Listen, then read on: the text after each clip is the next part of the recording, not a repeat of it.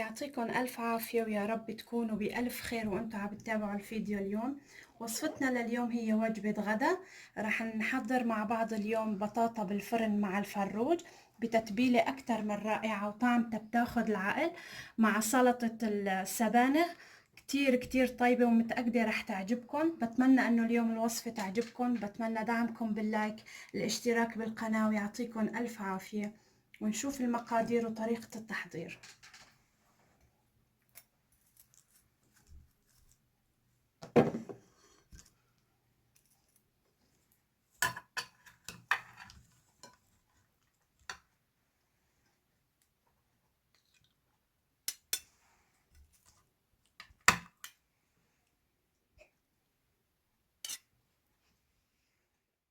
كيلو بطاطا غسلتها، قشرتها وغسلتها. عندي فروجة حجم وسط كمان غسلتها بملح وخل وقطعتها لأربع قطع، مع نص كاسة زيت زيتون، عصير ليمونة وحدة، معلقة صغيرة ملح، معلقة صغيرة فليفلة حمراء مطحونة ناعمة، نص معلقة بهار أسود أو السبع بهارات، ومعلقة صغيرة كزبرة مطحونة ناعمة، ربع معلقة صغيرة زنجبيل بودرة، ومعلقة صغيرة كمان توم مهروس، ومعلقة كبيرة معلقة طعام دبس فليفلة. بدي أقطع البطاطا أنا لشرائح. أنا عم بستعمل هاي القطاعة بتعطيني شكل حلو.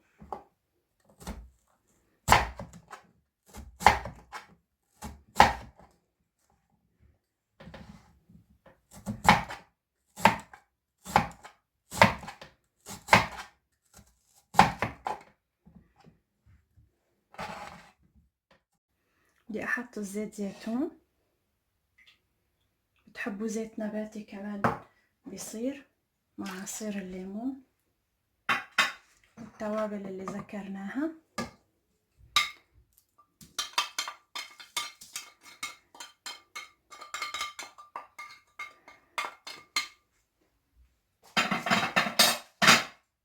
نخلطهم كتير منيح مع بعض لحتى نتبل البطاطا.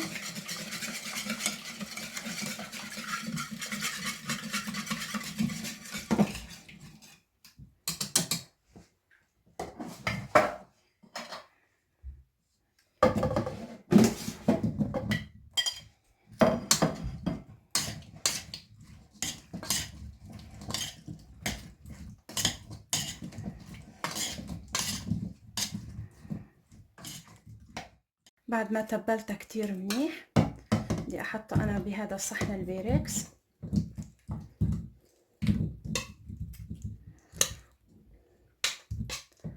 والتبلة اللي ضلت عندي بالجوت رح نتبل الفروج.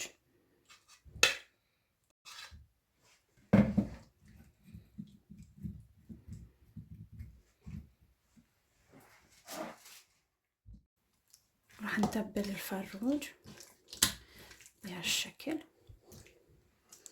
انا عملت فيه فتحات صغيرة لحتى يتشرب التبلة منيح.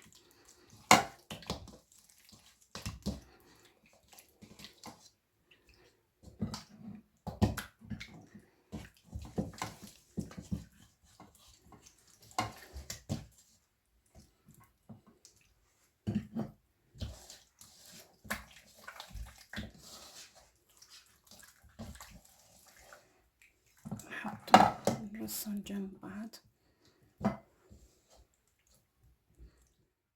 حطيتهم بهالشكل. بدي احط انا ورق زبدة مع ورق سلوفان،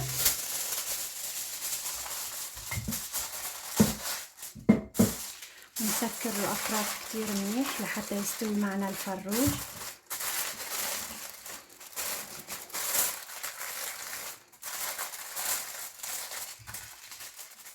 بعد ما سكرتها كتير منيح بالسلوفان بدي احطها على الطبقة الوسطانية بالفرن على درجة حرارة 200. الحرارة راح تكون معنا من فوق ومن تحت، وراح نشوف مع بعض مدة الاستواء. خلينا صينية البطاطا بالفرن وراح نجهز صحن سلطة. انا بدي اجهز صحن سلطة السبانخ، طعمتها كتير طيبة وكلها فوايد. عندي سبانخ، حبتين خيار وحبة بندورة وليمون، وعندي سنين توم تطلع طعمتها كتير طيبة مع التوم. بدي اقطع السبانخ حجم وسط، ما راح ننعمه كتير.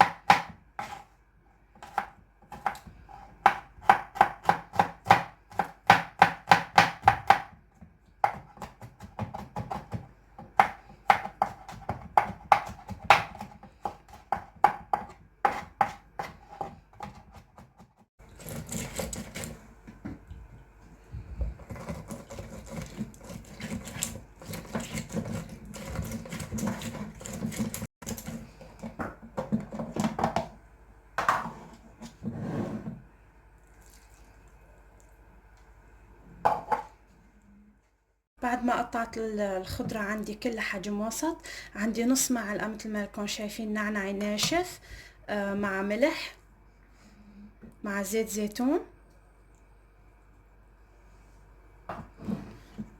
واكيد رح نخلطها مع بعضها كتير منيح.